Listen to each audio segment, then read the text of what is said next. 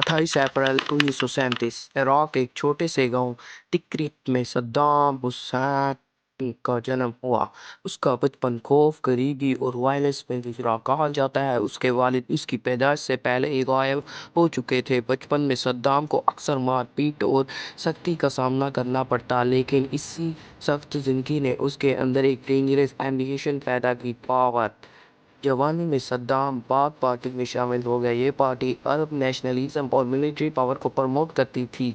सद्दाम जल्द ही पार्टी का सबसे रूथलेस मेंबर बन गया। उसका तरीका सिंपल था, या तो वफादारी या तो मौत।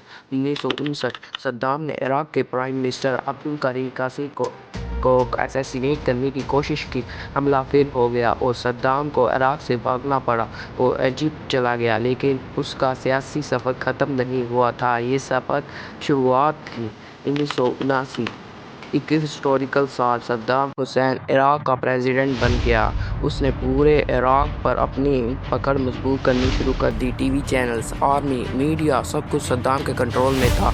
हर शहर में उसकी तस्वीर, हर स्पीच में उसका नाम। वो सिर्फ प्रेसिडेंट नहीं, एक पर्सनैलिटी कल्ट बन चुका था। सद्दाम को अपनी कुर्सी से सबसे ज़्यादा मोहब्बत थी। जो भी उसके खिलाफ बोलता, या तो वो जेल में होता या तो हमेशा के लिए गायब। कई लोगों का मानना है उसने अपने दुश्मनों को ख़त्म करने के लिए सीक्रेट पुलिस और टर्टल सिस्टम का इस्तेमाल किया। इराक धीरे धीरे खौफ की हुकूमत बन गया। 1980 सद्दाम ने ईरान पर हमला कर दिया। उसे लगा ईरान की इस्लामिक रिवॉल्यूशन के बाद मुल्क कमज़ोर है और इराक उस आसानी से जीत जाएगा। लेकिन ये जंग 8 साल तक चली। हिस्ट्री की सबसे खतरनाक मॉडर्न वार्स में से एक। लाखों सोल्जर मारे गए, शहर तबाह हो गए, केमिकल वेपन के इल्ज़ामात भी लगे, लेकिन ना इराक जीत सका और ना ईरान। इस सब के बावजूद अरब दुनिया में कई लोग सद्दाम को हीरो समझने लगे। क्यों कि वो ओपनली अमेरिका और इसराइल के खिलाफ बात करता था। उसकी स्पीच, उसका कॉन्फिडेंस और उसकी मिलिट्री इमेज उसे अरब वर्ल्ड में पावरफुल लीडर बना रही थी। 1990 दुनिया शौक में आ गई जब सद्दाम हुसैन ने कुवैत पर कब्जा कर लिया। उसका कहना था कुवैत इराक का हिस्सा है, लेकिन अमेरिका उसके एलाइज ने इसे डायरेक्ट थ्रेट समझा। फिर ऑपरेशन डेजर्ट स्टॉर्म शुरू हो गया। 1991 अमेरिकन फाइटर जेट्स ने इराक पर तबाहकुन बमबारी शुरू कर दी। बगदाद जल रहा था, ऑयल फील्ड में आग लगी हुई थी, पूरा इराक वार-ज़ोन बन चुका था, लेकिन सद्दाम फिर भी कुर्सी पर बैठा रहा। 11 सितंबर अटैक के बाद अमेरिका ने ईरान पर नए इल्ज़ामात लगाए, डेंजरस वेपन, मास डिस्ट्रक्शन और टेररिज्म कनेक्शन। 2003 अमेरिका ने इराक पर फुल इन्वेजन लॉन्च कर दिया।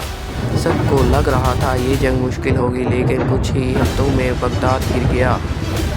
अब सद्दाम भाग रहा था। एक वक्त का पावरफुल रूलर अब था। अमेरिका ने उसकी तस्वीर हर जगह लगा दी, रिवॉर्ड अनाउंस कर दिया। पूरा वर्ल्ड उसकी तलाश में था। 13 दिसंबर 2003 अमेरिकन सोल्जर ने तिक्रित के करीब एक अंडरग्राउंड बंकर पर रेड की और वहां सद्दाम हुसैन मिला। दुनिया हैरान रह गई। एक वक्त का बादशाह अब कैद में था। सद्दाम पर वार क्राइम्स और किलिंग्स के इल्ज़ामात लगाए गए। कोर्ट में भी उसके कॉन्फिडेंस कम नहीं हुए। वो खुद को इराक का असल लीडर कहता रहा, लेकिन फैसला आ चुका था, सजाए मौत। 30 दिसंबर 2006 सुबह का वक्त सद्दाम हुसैन को फांसी दी गई।